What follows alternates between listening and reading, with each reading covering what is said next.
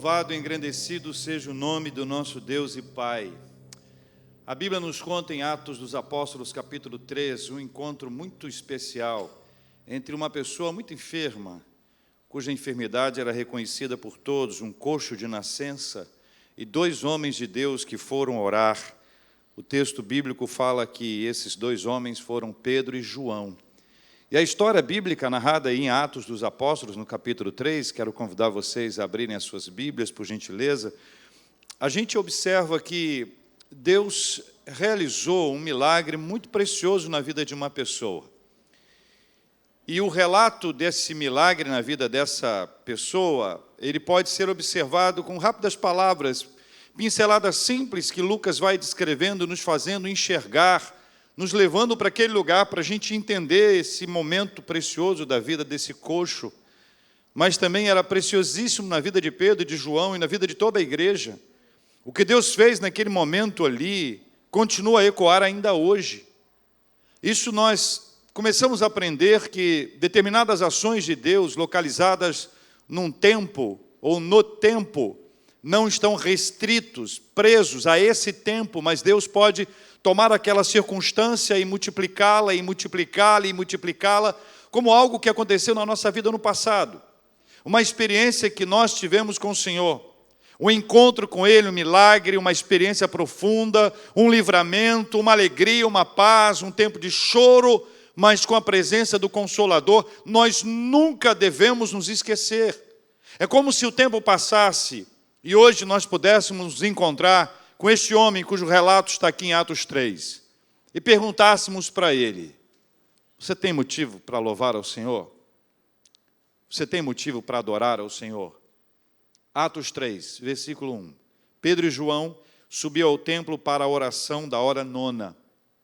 Era levado um homem, coxo de nascença, o qual punham diariamente à porta do templo chamada Formosa, para pedir esmola aos que entravam.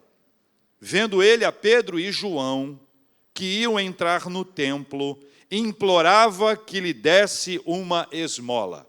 Até o versículo 3 é o retrato da rotina deste coxo. Todos os dias, diariamente, colocado na porta chamada Formosa. Todos os dias, diariamente, na expectativa de receber esmolas. Todos os dias, diariamente, era esse o teto, o limite, a busca que ele tinha. Versículo 4, a história começa a mudar. Pedro, fitando juntamente com João, disse: olha para nós. Olha para nós. Ele os olhava atentamente, esperando receber alguma coisa. O texto já nos mostra o que ele esperava receber: esmola, dinheiro. Versículo 6. Pedro, porém, lhe disse: não possuo nem prata, nem ouro, mas o que tenho, isso te dou, em nome de Jesus Cristo Nazareno, anda. E tomando pela mão direita, o levantou, e imediatamente os seus pés e tornozelos se firmaram. Até aqui o versículo 7 por enquanto. Dois tempos dessa palavra. Primeiro tempo, normal, rotina. Diariamente a mesma história, em busca de esmola, de sustento para a sua vida. Diariamente a mesma coisa. Do versículo 4 em diante, alguma coisa muda por completo aqui. Pedro e João têm a possibilidade de declarar para aquele homem uma bênção que ele nem esperava receber, porque ela estava muito além daquilo que ele esperava. Ao receber essa bênção, ao receber a bênção da cura, nós vamos observar agora a reação dele. E esta reação continua a ecoar ainda hoje. Versículo de número 8, leia comigo a uma só voz, por favor. De um salto se pôs em pé, passou a andar e entrou com eles no templo, saltando e louvando a Deus. Viu todo o povo andar e a louvar a Deus, e reconheceram ser ele o mesmo que esmolava, assentado à porta formosa do templo, e se encheram de admiração e assombro por isso que lhe acontecera. O texto narra que ao ter a sua saúde retomada, ao ter a sua perna curada, ao poder se colocar de pé, a reação dele foi a mais linda reação. Ele começou a saltar, e o seu salto era o salto daquele que recebeu a bênção da cura, aquele que está de pé, aquele que pode andar. Veja que a Bíblia diz que ele era um coxo de nascença. E depois ele passa a agradecer, a reconhecer, a louvar e adorar ao Senhor. E é lógico, a gente pode observar e dizer, meu Deus do céu, depois de uma bênção dessa, esse homem tem mais é que entrar e saltar, e louvar e glorificar a Deus, em que pese os olhares alheios, aqueles semblantes. Mas o que aconteceu aqui é que era algo tão forte, tão poderoso, que ele não poderia deixar de glorificar a Deus, de declarar a Deus a sua gratidão, de reconhecer que foi Deus quem fez isso. Se encontrássemos com ele hoje e perguntássemos, você tem motivo para louvar ao Senhor? Ainda que nessa mesma hipótese nada mais tivesse acontecido, ou que nós nos encontrássemos com ele um período depois, um mês depois, 2 meses depois, 3 meses depois, vocês entendem que a bênção de Deus ela é uma marca na nossa história, e que ao longo de toda a nossa vida nós vamos nos lembrando daquilo que o Senhor fez, e aquilo que o Senhor fez é por nós reconhecido, e nós começamos a agradecer, a louvar e a glorificar a Deus. Nosso coração não mais se torna isolado, solitário, pelo contrário, nós tomamos aquela experiência do passado, aquelas lembranças extraordinárias, e começamos a declarar no presente, glórias sejam dadas ao nome do Senhor. Esse é o movimento de gratidão que o Senhor coloca dentro da gente, porque Ele nos faz lembrar daquele dia em que entrávamos no templo, a porta chamada Formosa, em que estávamos lá na expectativa de receber esmolas, mas nos deparamos com Pedro e João, que olharam para nós e disseram, olha para nós, não temos prata e não temos ouro, mas em nome de Jesus, o Nazareno, eu declaro, anda! E o relato dele, naquele instante eu comecei a me colocar de pé, e os meus pés, os artelhos, meus músculos se firmaram, e de um salto eu comecei a glorificar a Deus, e eu fui acompanhando os discípulos, Pedro e João, apóstolos do Senhor Jesus, que continuaram a entrar para o templo. Sabe o que aconteceu? Ao redor daquele que adorava a Deus, juntaram-se várias outras pessoas, porque elas sabiam quem ele era, e não entendiam agora o que estava acontecendo com ele. Eles estavam habituados a vê-lo naquele processo anterior, na sua vida passada, vivendo da mesma forma, das mesmas atitudes, e de repente ele mudou.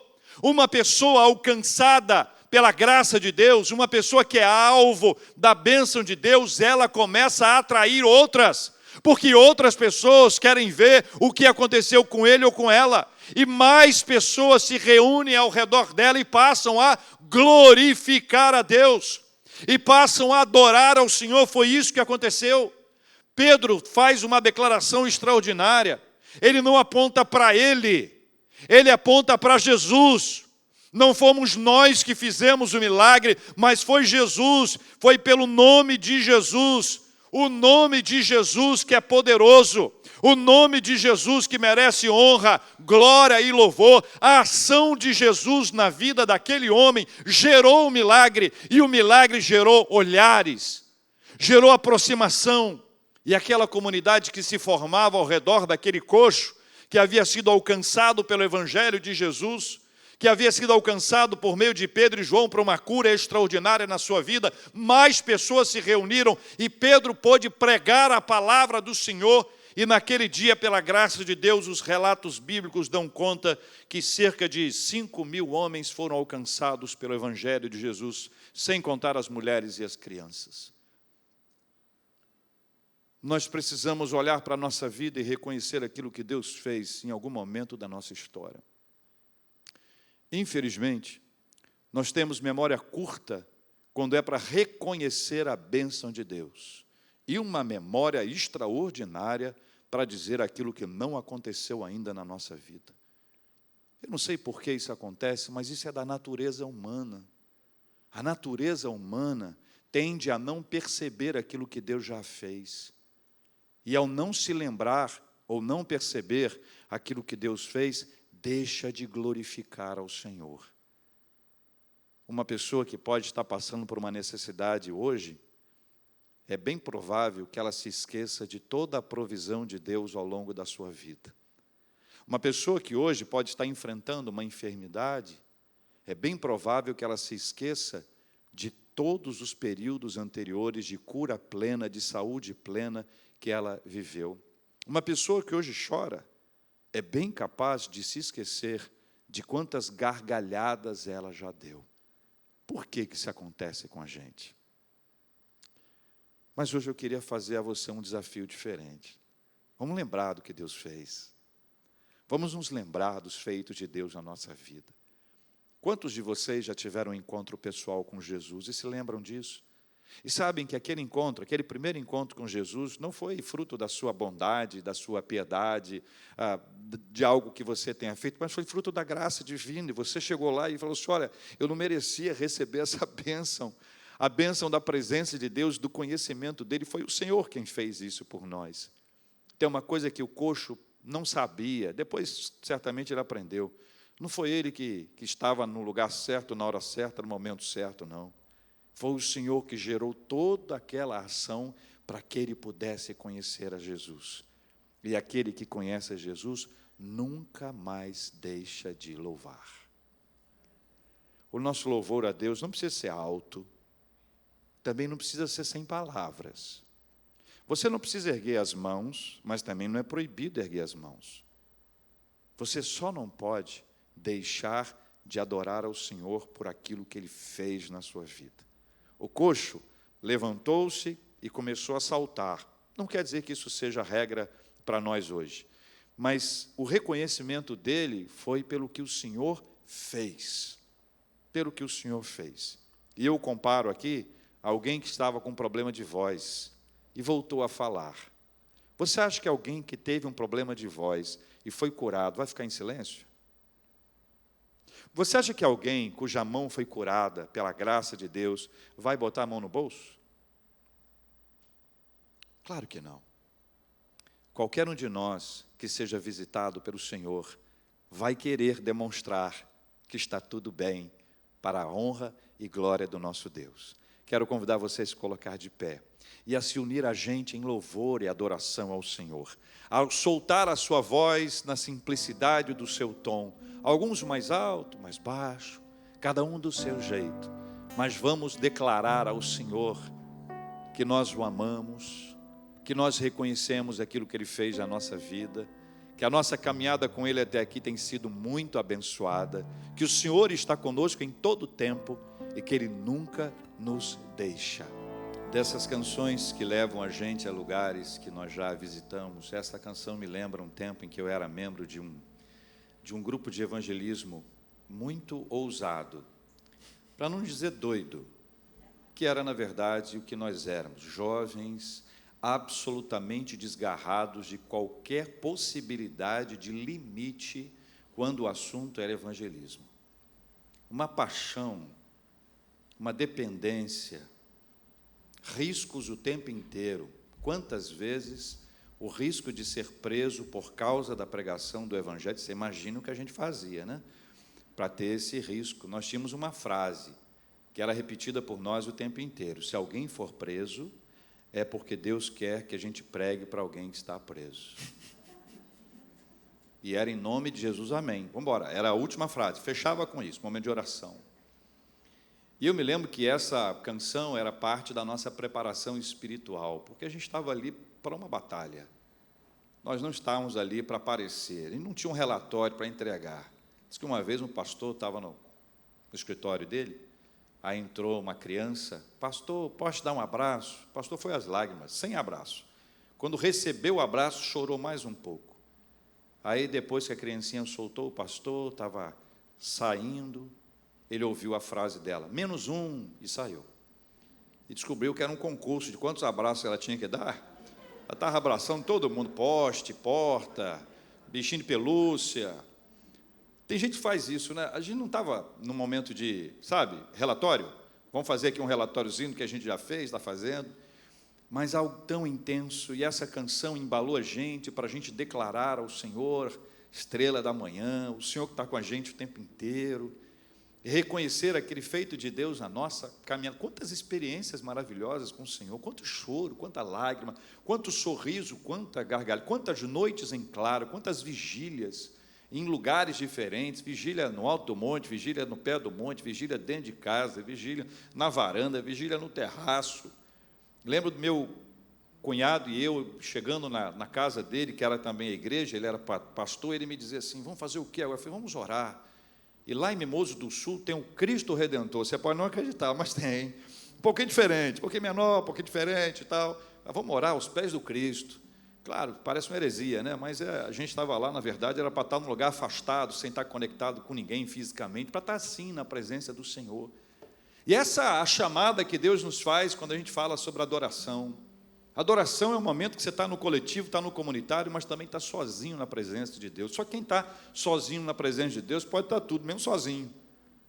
Porque quando Deus responde, quando Ele manifesta a presença dEle, Ele está com a gente o tempo inteiro, nós somos da teologia reformada, a gente entende que Deus está presente. Ele não chegou, chegou o Senhor. Se chegou, onde é que Ele estava? Deus está, como cantamos aqui, Deus está. E essa presença de Deus é maravilhosa. Pedro e João fizeram a oração, declararam a bênção da cura, o coxo começou a pular, a saltar de alegria, eles pregaram, e aí vieram os religiosos, fizeram uma reunião daquela maravilhosa, só com autoridades máximas, e eles foram arguídos, diz o capítulo 4 de Atos dos Apóstolos. Capítulo 4, meus irmãos, versículo 5 diz assim, no dia seguinte, reuniram-se em Jerusalém as autoridades, os anciãos e os escribas, só a elite religiosa de Jerusalém, com o sumo sacerdote Anás, Caifás, João, Alexandre e todos os que eram da linhagem do sumo sacerdote. Olha, o negócio ficou tenso. Capítulo 4 de Atos, agora, lendo o versículo de número 7. E pondo-se perante eles, os arguíram, com que poder ou em nome de quem fizestes isto? Isto era a cura do coxo. O versículo 8 começa assim. Então Pedro, cheio do Espírito Santo, lhes disse. O que vem depois dessa introdução que Lucas fez questão de registrar é bênção de Deus. Porque esse texto mostra que ele estava cheio do Espírito Santo e não de si. Quem está cheio de si não pode estar cheio do Espírito Santo. Quem está cheio de vaidade não pode estar cheio do Espírito Santo. O Espírito Santo ele dá autoridade, dá intrepidez e dá ousadia. Sabe o que acontece quando a gente está cheio do Espírito Santo? Não tem medo nem vergonha. Eu tenho a vergonha de falar de Jesus assim. Eu tenho vergonha. A pessoa fica sem vergonha, entre aspas. Ela ganha uma intrepidez, uma ousadia, porque ela não está fazendo favor a ninguém, ela não precisa pedir desculpa, não está fazendo nada errado. Ela está falando de Jesus, ela está falando do que ela crê. E é o que ele passa a fazer, ele passa a declarar, a partir do versículo 8, aquilo que o Senhor fez na vida deles e o que o Senhor operou. E a reação dos religiosos está descrita no versículo de número 13. Ao verem a intrepidez de Pedro e João, sabendo que eram homens iletrados e incultos. O que diz o texto? Admiraram-se e reconheceram o quê? Que haviam eles estado com quem? Com Jesus. E aí muda a história completamente, porque a intrepidez deles, o texto diz, e nós podemos observar, era em razão de estarem cheios do Espírito Santo de Deus. E esse estado maravilhoso de cheio do Espírito Santo é quem dá a eles autoridade para falar, autoridade para trazer a sua declaração, e eles perceberam que havia neles uma intrepidez que era algo diferente. Eles não sabiam a respeito do Espírito Santo, não conheciam o Espírito Santo de Deus, mas sabiam quem era Jesus. E quando qualquer pessoa se encontra com Jesus, ela nunca mais fica igual. Elas percebem, você conhece Jesus. Lembra de Pedro? O mesmo Pedro que está aqui, quando da negação. Lembra de Pedro? Quando as pessoas ouviram e reconheceram e perceberam, alguns pelo sotaque, outros pela aparência, outros pelo jeito, ele negou as 3 vezes. Nós não temos como esconder depois que tivemos o encontro com Jesus. Então aqui você junta 2 forças extraordinárias. A primeira, o nosso encontro com Jesus. A segunda, o enchimento do Espírito Santo, essa intrepidez, essa ousadia que vem do Senhor. Deus nos permite viver as 2 experiências maravilhosas e caminharmos ao longo da vida. As pessoas percebem naquele que teve encontro com Jesus que alguma coisa mudou na sua vida. Vou lembrar para vocês outra vez que o coxo era coxo de nascença. Era colocado ali na porta chamada Formosa, todos os dias, diariamente, para pedir esmola. Você lembra disso? Está no texto. Depois que ele foi curado, ele passou a andar, ele já não era mais o coxo. As pessoas o reconheciam, percebiam que aquele que era o coxo agora está andando. Da mesma forma, em que pese não ser uma cura física necessariamente, mas algo espiritual que Deus operou na nossa vida, nós vamos demonstrar para as pessoas que nos cercam que alguma coisa nova aconteceu com a gente e foi Jesus. Porque a igreja não muda ninguém, mas Jesus muda. Não sei se eu já te contei uma história. Um pastor amigo meu disse que estava pregando e já tinha pregado naquela mesma igreja 1 ano antes, numa série de conferências. E naquele 2º ano entrou um bêbado pelo meio da igreja, ninguém segurou o bêbado. Você sabe que essa história de bêbado e igreja tem uma relação de amor e ódio impressionante, né? Todo pastor tem uma história dessa. E quanto mais perto da rua é a igreja, a porta da igreja, cachorro e bêbado, nós temos várias histórias. Eu posso contar algumas. Fora as histórias que eu acho que as pessoas inventam, que isso não pode ser verdade. Mas entrou bêbado.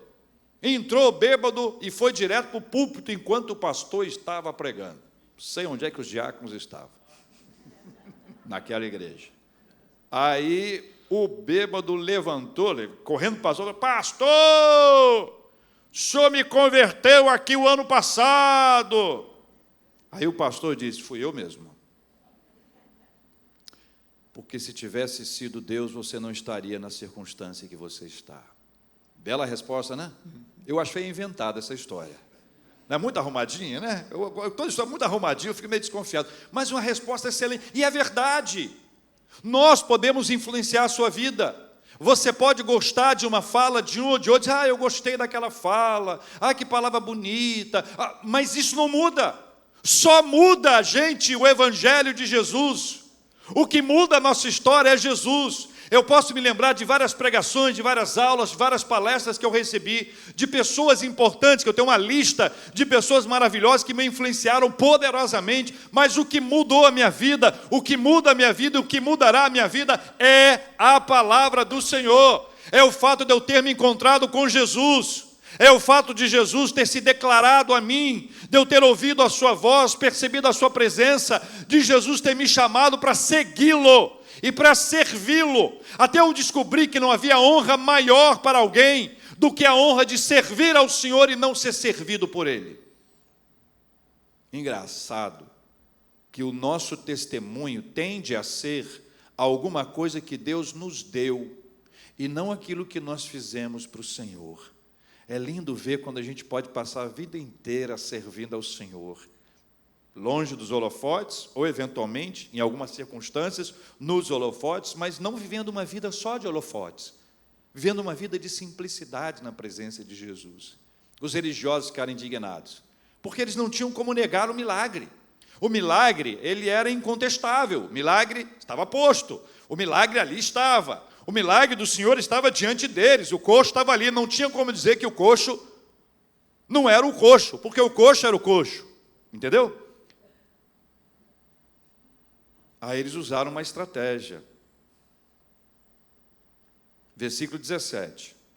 Mas para que não haja maior divulgação entre o povo, ameacemo-los para não mais falarem neste nome a quem quer que seja. Eu aprendi que cachorro que late, morde. Eu já fui mordido por cachorro que latiu. Eu fui mordido algumas vezes. E de vez em quando eu conto isso, alguém pergunta, e o cachorro, passa bem? essa história é uma história de ameaça de quem podia matar. A gente de vez em quando é ameaçado. Nossos jovens são ameaçados na universidade a se calarem. Nossos adolescentes estão sendo ameaçados na escola a se calarem. E trazem palavras a respeito da igreja, do evangelho, de Jesus, como se nós tivéssemos que ter medo de falar de Jesus. Vergonha. E nós somos intimidados e somos mesmo.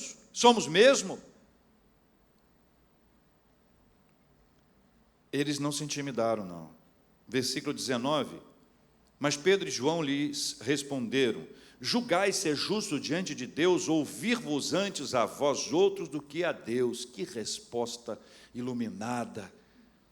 Pois nós não podemos deixar de falar das coisas que vimos e ouvimos. Nós fomos chamados para testemunhar, não fomos chamados para inventar nada. Nenhum de nós precisa inventar doutrina, sabe? Vamos inventar uma doutrina. Há alguns anos, quando eu precisei passar por quimioterapia, no primeiro culto da nossa igreja, várias pessoas da igreja, reverendo Davis, os presbíteros, diáconos, líderes, a Cristina, uma mulher, rasparam a cabeça. E eu precisei declarar no final do culto, eu de cabeça raspada, eles de cabeça raspada, aquela choradeira na igreja, emoção por todos. Eu precisei declarar para os visitantes que na nossa igreja não era obrigado raspar a cabeça. Porque eu fiquei com medo das pessoas acharem: ih, rapaz, essa igreja aí, ó, pelo amor de Deus, está doido, estou aqui fazendo transplante, implante, qualquer coisa, para que volte o cabelo na igreja e o pessoal raspa. Não precisamos inventar nada, não precisamos criar doutrina nenhuma, nós precisamos falar daquilo que temos visto e ouvido.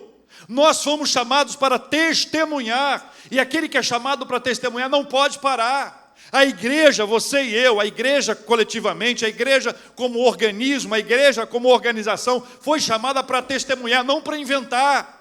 Olha, se você está vindo à igreja pela primeira vez, se você não é membro da igreja, se você frequenta a igreja, se você está assustado com o que você tem ouvido e visto a respeito da igreja, pega a senha, entra na fila, porque nós aqui também estamos assustados.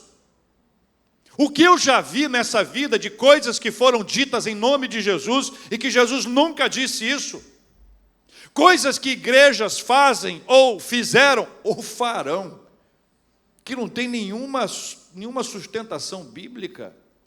Não estou botando a nossa igreja como anjo não, viu?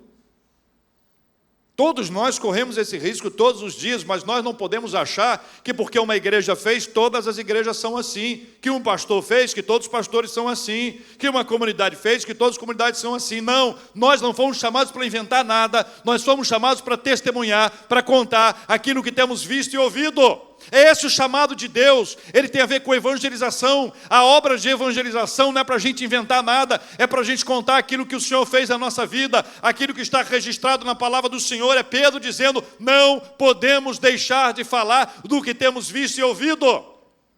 Sabe o que aconteceu com os que o ameaçavam? Tremeram nas bases, pensaram bem e disseram: é melhor soltar, não tem jeito, nem presos, nem sob ameaça de morte esses homens se calaram. O texto bíblico continua a nos contar, meus irmãos e irmãs, que quando eles foram soltos, eles se encontraram com a comunidade que estava em oração. A igreja estava em oração. Um amigo meu, o reverendo Evaldo, me disse, aliás, disse numa palestra uma vez, a pergunta era: por que Jesus orava tanto? Aí ele disse assim: Jesus orava tanto porque ele tinha saudades do Pai. Nunca mais esqueci essa frase do meu querido reverendo Evaldo Beranger. Tinha saudades do Pai. A igreja estava ali em oração, fervor espiritual, paixão, lutando espiritualmente pela libertação daqueles homens que estavam encarcerados, aprisionados. Eles voltam, e o relato que surge a partir do versículo 32 é uma igreja que estava focada também no serviço, na misericórdia. Diz a Bíblia que da multidão dos que creram, era um coração e a alma, ninguém considerava exclusivamente sua nenhuma das coisas que possuía, tudo, porém, lhes era comum. Com grande poder, os apóstolos davam testemunho da ressurreição do Senhor Jesus, e em todos eles havia abundante graça, pois nenhum necessitado havia entre eles, porquanto os que possuíam terras ou casas, vendendo-as, traziam os valores correspondentes e depositavam aos pés dos apóstolos, então se distribuía a qualquer um à medida que alguém tinha necessidade. Esse era um outro testemunho que era compartilhado. A pessoa alcançada por Jesus Cristo, ela não passava necessidade duas vezes. Ela era socorrida pela própria comunidade.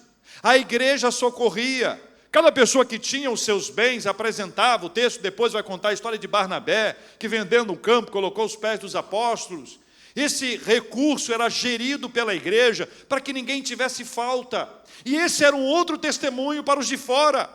Os de fora, quando viam isso, perguntavam e observavam, e os relatos missiológicos nos apontam isso, que o crescimento da igreja também se deu a partir do momento em que cresceu a misericórdia, o cuidado, o zelo uns pelos outros na casa do Senhor. A Bíblia vai nos encorajar a viver assim.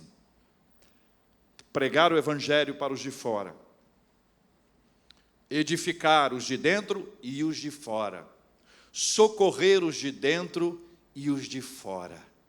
Entra nesse lugar a nossa perspectiva de que nós somos família. Nós somos família. No contexto daquela época, alguns eram presos, outros mortos. As viúvas eram sustentadas, e Paulo, escrevendo a Timóteo, quem está acompanhando Bom Dia Américas tem ouvido, faz um relato sobre as viúvas verdadeiramente viúvas. O cuidado com os órfãos, o socorro aos necessitados, é parte do ministério da igreja. Por isso a nossa igreja desenvolve esta ação de misericórdia. Por que a gente faz ações de misericórdia? Porque Jesus nos ensina, porque a palavra de Deus nos traz. E para aqueles que estão em casa acompanhando a gente, tem aí a conta para que você participe, consagrando ao Senhor dízimos e ofertas, porque por meio da nossa oferta, da nossa consagração ao Senhor de dízimos e ofertas, a igreja pode exercer misericórdia e pode alcançar as pessoas necessitadas. Isso nos mostra que não deve haver entre nós insensibilidade. Eu não posso ficar feliz se tudo estiver bem só comigo. Só comigo. É família. Se um não está bem, os outros também não estão bem. Isso é testemunho. Isso é milagre. Isso é um coração convertido. Daqueles que foram alcançados pelo Evangelho de Jesus e não deixaram mais de se comprometer com a pregação da palavra, com socorro aos necessitados. Isso é viver igreja, comunidade, família. Hoje vivemos aqui a família das Américas. Moramos em lugares diferentes, temos histórias diferentes, mas se você já teve um encontro com Jesus, as pessoas saberão que houve esse encontro. E ainda que te ameacem para que você não fale mais a respeito dele, ninguém vai conseguir te controlar, porque o Espírito Santo vai te impulsionar a falar. E à medida que você falar, usar as palavras, as suas atitudes deverão acompanhar da mesma forma, porque não existe cristianismo só de palavra. O cristianismo é lindo, gente, porque ele é acompanhado de ações, e as ações apontam e confirmam a palavra, e a palavra vai nortear as nossas ações. Vamos orar, queridos. Pai, nós oramos agradecidos, porque o Senhor é quem nos trouxe o Evangelho, e o Senhor nos alcançou. E esse alcance generoso, poderoso, maravilhoso do Senhor, mudou a nossa vida para sempre. E o Senhor continua a mudar vidas hoje. O Senhor continua a operar maravilhosamente. Nós temos um compromisso com o Senhor, com a palavra, com a edificação, com o ensino, com a instrução, com a proclamação bíblica, sem querer inventar nada, porque nós fomos chamados para testemunhar aquilo que o Senhor fez e tem feito na nossa vida. Não podemos deixar de falar, também não podemos deixar de viver o socorro aos necessitados, o avanço da obra missionária, o sustento daquele que precisa. Quantas cestas básicas temos entregado? Quantas pessoas têm sido ajudadas e sustentadas? O quanto o Evangelho do Senhor tem contribuído para o crescimento social, com a ascensão social no meio das comunidades? O quanto o socorro ao necessitado tem sido hábito, prática, rotineira, comum na nossa vida e aqui na nossa igreja. Nós não queremos nos desviar disso hora alguma, porque esse é o caminho da palavra do Senhor. Aprendemos com o Senhor e para o Senhor queremos caminhar sempre. Em nome de Jesus. Amém. Jeremias capítulo 31, versículos 31 até o versículo 34, vai falar deste Jesus que é o Senhor, falar deste Jesus maravilhoso, que nós tanto amamos, que nós o adoramos, que nós o servimos, com a disposição no coração de anunciarmos esta palavra, e esta palavra não pode ser calada, embora nos nossos tempos eles queiram calar esta palavra, queiram calar Jesus Cristo. E nós, como igreja, não podemos nos amedrontar e nem nos calar. E por isso nós devemos falar, por conta daquilo que Jesus fez, mas daquilo que Jesus fez e que foi anunciado pelos profetas. E aqui Jeremias, muitos anos antes do nascimento de Jesus Cristo, ele vai falar a respeito deste Messias, deste Deus em que nós acabamos de cantar agora e louvar o seu nome. Quando ele vai dizer para a gente, Jeremias capítulo 31, versículos 31 a 34, eis aí vem dias, diz o Senhor, em que firmarei nova aliança com a casa de Israel e com a casa de Judá, não conforme a aliança com os seus pais, no dia em que os tomei pela mão, para os tirar da terra do Egito, porquanto eles anularam a minha aliança, não obstante eu os haver desposado, diz o Senhor. Porque esta é a aliança que firmarei com a casa de Israel, depois daqueles dias, diz o Senhor. Na mente lhes imprimirei as minhas leis, também no coração inscreverei. Eu serei o seu Deus, eles serão o meu povo. Não ensinará jamais cada um a seu próximo, nem cada um ao seu irmão, dizendo, conhece o Senhor, porque todos me conhecerão, desde o menor até o maior deles, diz o Senhor. Pois perdoarei as suas iniquidades, e dos seus pecados jamais me lembrarei. Este é o nosso Deus, a quem nós servimos. Esse Deus que traz para a gente esta grande oportunidade de ouvir a respeito daquilo que Ele fez por cada um de nós. Hoje é um dia especial para todos nós, por podermos aqui relembrar o sacrifício de Cristo. E aqui está o pão, o vinho, que nos remete a esse ato tão importante na história do cristianismo, que para muitas pessoas a morte de Jesus significou uma grande derrota. Significou uma grande derrota. Porque o maior de todos os líderes, ele foi vencido na cruz. Por isso que Pedro, quando foi inquirido pelo Sinédrio e perguntado, em nome de quem vocês fizeram esta cura milagrosa? A resposta de Pedro foi em nome de Jesus Cristo, o Nazareno, a quem vós crucificastes, mas a quem Deus ressuscitou dentre os mortos. O nosso Deus, Ele ressuscitou e Ele está vivo.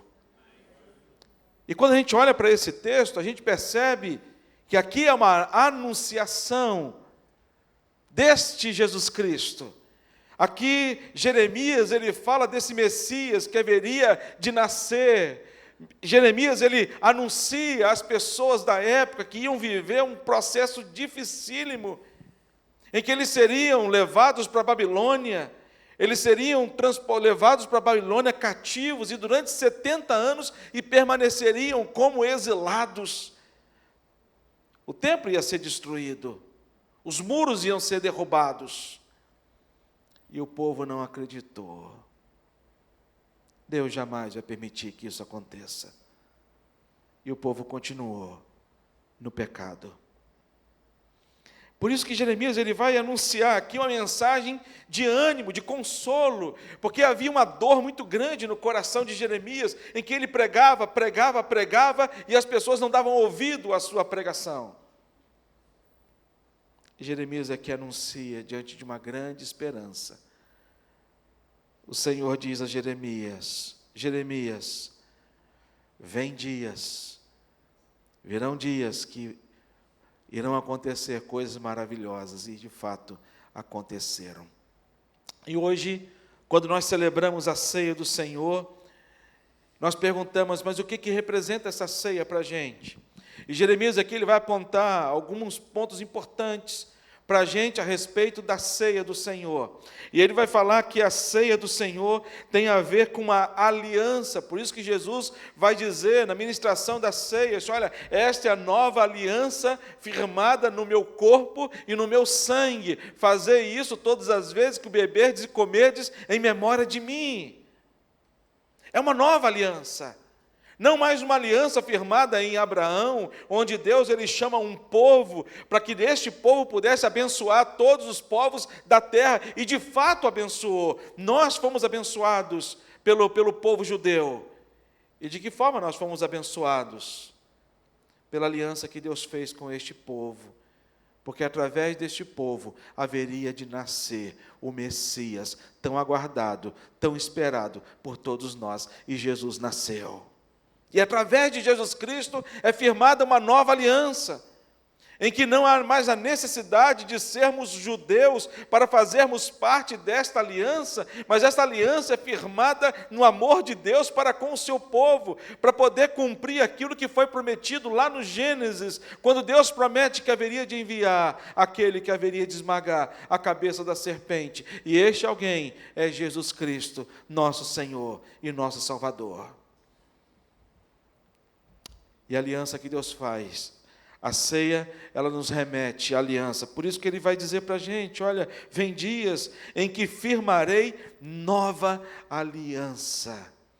E nesta nova aliança, basta apenas eu confessar Jesus Cristo como meu único e suficiente Salvador. Basta eu abrir a porta do meu coração e dizer para Deus, Deus, pode entrar. E nesta aliança, a iniciativa é de Deus diante de nós. Deus quer fazer uma aliança com você. E a aliança que Deus faz não é uma aliança temporária, mas é uma aliança eterna. Não é aliança apenas para este mundo aqui, ou apenas e tão somente para vivermos a eternidade. Algumas pessoas pensam que a aliança de Deus é apenas para a eternidade. Não, a aliança de Deus é para nós vivermos e desfrutarmos desta aliança de Deus conosco. E ele vai falar um pouco a respeito desta aliança. Ele vai falar que esta aliança, e aqui nós estamos falando a respeito da ceia, que é a aliança, a nova aliança, firmada em Jesus Cristo, e essa nova aliança foi profetizada por Jeremias há tantos anos atrás, mas esta aliança, a ceia, ela vai trazer para a gente, vai falar para a gente também sobre relacionamento. Não é uma aliança que nós fazemos e vamos embora e pronto, acabou. Mas é uma aliança de relacionamento. Por isso que ele vai dizer para mim e para você, no versículo 33, porque esta é a aliança que firmarei com a casa de Israel. Pois aqueles dias, diz o Senhor, na mente lhes imprimirei a minha lei. Na mente, vou imprimir a minha lei. Nós temos uma aliança com Deus. E esta aliança, ela está firmada em quê? Quais são as bases desta aliança? Qual é a estrutura desta aliança? Em que está firmada esta aliança? E esta aliança, ela está firmada. E por isso que eu disse para vocês, no início da palavra, nós não podemos deixar este mundo calar esta palavra. Esta palavra aqui, ela não está apenas às nossas mãos. Esta palavra aqui, ela não está apenas dentro das nossas casas. Esta palavra aqui, ela não está apenas debaixo dos nossos braços. Mas esta palavra aqui, ela está na nossa mente. E por isso que é importante e fundamental, para as crianças que não sabem ler, para nós pais, temos a responsabilidade de inculcar os nossos filhos, a mente dos nossos filhos, esta palavra aqui. Por isso que nós pais temos a responsabilidade de chegar para os nossos filhos e dizer para os nossos filhos: meus filhos, sentem aqui, porque eu preciso que na mente de vocês esteja uma coisa muito importante, que vai impactar a vida de vocês, não apenas aqui na terra, mas eternamente. E nós precisamos fazer isso em nome de Jesus. Mas para isso, primeiro, essa palavra tem que estar aqui na minha mente. Tem que estar no meu entendimento. Esta palavra aqui, ela não é entendida apenas pela fé, mas também ela é entendida pela razão. Quando nós vemos uma promessa sendo anunciada, aproximadamente quase 500 anos antes de Jesus nascer, e essa palavra sendo cumprida, depois de quase 500 anos, ela sendo cumprida, esta palavra aqui, ela está sendo dita para mim e para você: eu sou verdadeiro, porque aqui é a palavra de Jesus Cristo, ao meu e ao seu coração, e ao coração dos nossos filhos. Por isso precisamos imprimir esta palavra na nossa mente e no nosso coração. Nós temos um departamento, um time de crianças da nossa igreja, de mulheres que se dedicam ao trabalho do ensino das nossas crianças. Mulheres que abrem mão, e homens que abrem mão, porque não só mulheres, de estarem aqui participando do culto, de adorando o Senhor, de ouvindo a palavra, para estarem durante a semana preparando aulas e historinhas, para que vocês, enquanto nós estamos aqui no culto, elas estão lá, em sala de aula, ensinando para os nossos filhos. Por isso que a nossa igreja tem a escola da palavra. O prefeito Marcelo Zeda tem pregado, anunciado e nos ensinado através da palavra do Senhor. Nós disponibilizamos todos os vídeos das aulas da nossa igreja no YouTube. Na nossa página, da nossa igreja, no site da nossa igreja, estão todas as aulas, todas as pregações. E nós precisamos imprimir esta palavra na nossa mente. Hoje cada um tem uma Bíblia. E essa Bíblia pode ser levada. Na minha época, quando eu era adolescente, tinha vergonha de ser chamado cristão, de ser chamado crente. Eu tinha uma vergonha muito grande na escola de alguém descobrir que eu era cristão. E aí, depois que eu tive um encontro pessoal com Jesus Cristo, eu entendi que quem tinha que ter vergonha de mim era Deus e não eu de Deus. E eu passei a levar a Bíblia para a escola. Porque eu queria que os meus colegas da escola soubessem, vissem que eu era cristão, que eu era presbiteriano. E passei a sentir um orgulho muito grande de ser chamado filho de Deus. Um orgulho muito grande. Hoje, a gente precisa levar a Bíblia. A Bíblia acompanha a gente nos nossos smartphones, nos celulares, nos tablets. Aonde você vai, você tem a Bíblia. Eu tenho aplicativo de Bíblia no meu celular, que ele me manda todo dia um versículo novo. Todo dia. Eu não sei que hora do dia, mas eu sei que todo dia eu apito o negócio, eu vou ver que se é mensagem do WhatsApp, alguma coisa, é o aplicativo da minha Bíblia, do meu celular, mandando para mim uma palavra de Deus para o meu coração. Eu falei assim, olha só, o meu celular pregando para mim mesmo. Que bênção. Que maravilha. E a oportunidade que eu tenho de compartilhar aquela palavra que eu recebi para as outras pessoas. Mas a Bíblia, a palavra de Deus, ela não está apenas na nossa mente. A Bíblia não pode ficar apenas na nossa mente. Jesus vai dizer, olha, através dessa palavra aqui, Jeremias, o Senhor vai dizer para Jeremias, olha, a palavra do Senhor não está apenas na mente de vocês, não pode ficar tão somente na mente, mas a aliança que Deus faz com a gente, Ele imprime na nossa mente a palavra dEle, mas também Ele grava no nosso coração esta palavra, e quando esta palavra ela desce ao coração, meus irmãos, é um dinamite. Há uma explosão no nosso coração. Há uma explosão no nosso coração. Quando esta palavra, ela sai da mente e desce para o coração.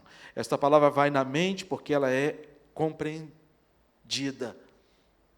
Eu consigo entender a Bíblia pela razão, mas a Bíblia ela desce para o meu coração.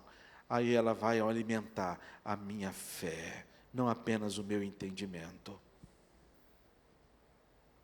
Quem está acompanhando as redes sociais, as notícias, nos sites, a cada dia a gente vê pessoas com tanto conhecimento da palavra de Deus e trazendo tanto escândalo da palavra de Deus. E às vezes a gente pergunta, meu Deus, por que tanto conhecimento? A pessoa tinha tanto conhecimento. E por quê? Porque a palavra ainda não desceu ao coração. A ceia, ela fala para a gente de relacionamento, através de uma aliança que temos com Deus, através da sua palavra. Mas a ceia também fala para a gente sobre perdão.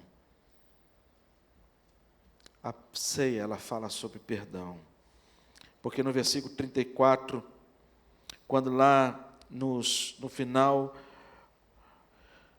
no versículo 34, ele vai dizer para a gente, no meio do versículo, conhece o Senhor, porque todos me conhecerão, desde o menor até o maior, diz ele. Diz o Senhor, pois perdoarei as suas iniquidades e os seus pecados. O que vai acontecer? Uma vez um amigo meu disse, Davidson, aconteceu uma coisa com a minha vida, confessou uma coisa muito triste na vida dele, de um pecado, e ele falou assim, rapaz, esse negócio fica acusando a minha mente, esse negócio fica pesado no meu coração, e eu estou fora da igreja justamente por conta disso, porque eu não me sinto digno de estar na igreja, por conta disso que eu fiz. E eu perguntei para ele, você já confessou para Deus? Eu disse, já confessei.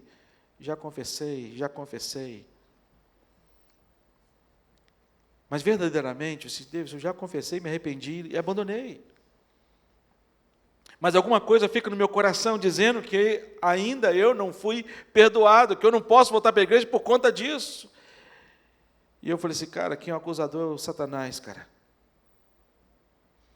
Se você já confessou para Deus os seus pecados, esse pecado especificamente, e você continua pedindo perdão a Deus por esse mesmo pecado que já foi confessado, arrependido e já foi deixado, largado, se Deus pudesse falar para você hoje, sabe o que Deus falaria diante do momento em que você vai confessar de novo esse mesmo pecado? O que Deus vai dizer? Assim, qual pecado você está falando? Eu já não me lembro mais. Deus não é igual a gente. A gente lembra dos pecados. Dia, hora e local. Principalmente quando é pecado dos outros. Os nossos a gente tem mais dificuldade. Mas dos outros, fulano de tal fez isso com fulano de tal, com Beltrano no dia tal, no ano tal, e marca a vida da pessoa, e põe a pessoa está estigmatizada, a pessoa está marcada, essa é a pecadora. Mas esquece que quando essa pessoa chega diante de Deus e fala para Deus, Senhor, perdoa os meus pecados. Esse. O Senhor faz o quê?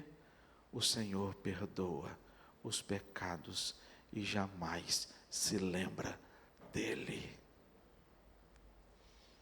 Tudo isso por conta de quê? Por conta do sacrifício de Cristo na cruz do Calvário. E a ceia é esse tempo. A ceia, ela nos relembra de uma aliança que Deus fez com você.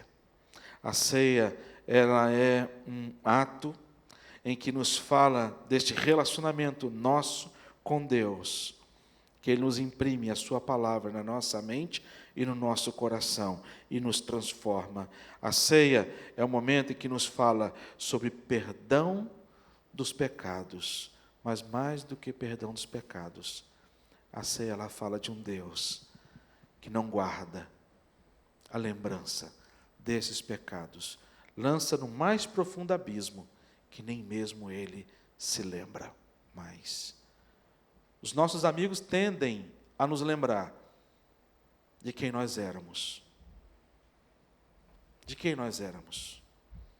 Quando eu vou a Cachoeiro, Itapemirim, encontro com alguns amigos, deixo você, pastor. Eu falei assim, o que tem? Eu disse, rapaz, não esperava isso nunca. Eu falei assim, nem eu. Mas a graça de Deus, ela foi tão grande, que me alcançou e me transformou por completo. Para que pudesse manifestar às pessoas que esta graça também é possível para os outros. Não somos nós, mas é Deus em nós. Vamos orar? Eu queria que você orasse. Eu não sei qual o dia que marca essa aliança sua com Deus. Se você não tem um dia que marca esta aliança com Deus, de relacionamento com Deus, onde a palavra de Deus esteja gravada não apenas na sua mente, mas também no seu coração. Talvez a sua aliança seja assim, olha, conheço Deus, conheço a palavra, mas ainda ela não está no meu coração. Eu ainda sou dono do meu coração. E talvez você tenha algo a dizer para Deus, ou confessar a Deus, e deixar aqui na presença do Senhor.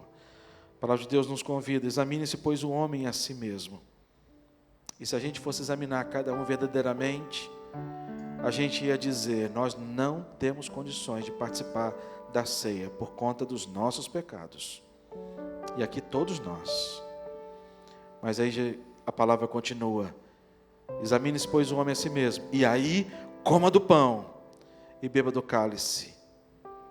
Não é uma apologia ao pecado, mas ele está dizendo, examine-se, peça perdão, se arrependa e comece uma nova vida com Cristo. Porque Ele lança os nossos pecados no mais profundo abismo, que nem mesmo Ele se lembra mais. E eu não posso falar por você, eu posso falar por mim. Eu posso orar por mim. Eu posso confessar por mim. Se você ainda nunca fez uma aliança com Deus, que seja hoje esta aliança. E fala com Deus, Senhor, faça uma aliança comigo. Entra no meu coração, perdoa os meus pecados e transforma a minha vida para uma nova vida com o Senhor.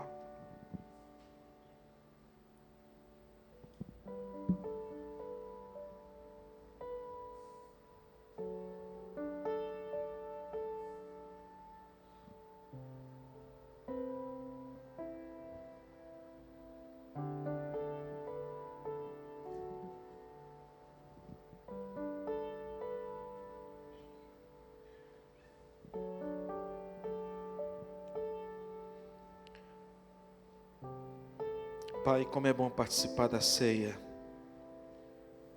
Como é bom estar em comunhão com o Senhor e com os meus irmãos.